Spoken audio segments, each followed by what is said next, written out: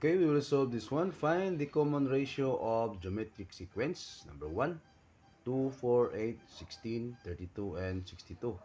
So, kung titingnan natin dito, yung ratio natin dito, yung common ratio, si 2, kapag i-multiply natin ng 2, magiging 4. Then, times 2, magiging 8. Times 2, magiging 16. Times 2, magiging 32. And times 2, magiging 64. So, therefore, yung common ratio natin dito sa number 1 ay 2.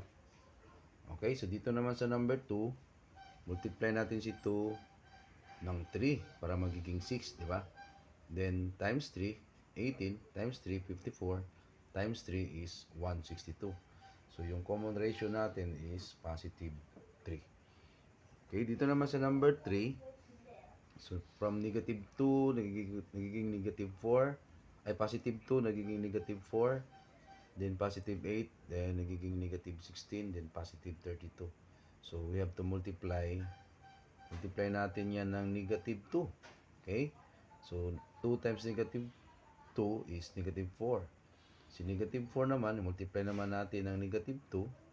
So, magiging positive 8. Si positive 8, multiply naman natin ng negative 2, magiging negative 16. Si negative 16, multiply natin ng negative 2, magiging positive 32. So, therefore, yung common ratio natin dito sa number 3 is equal to negative 2.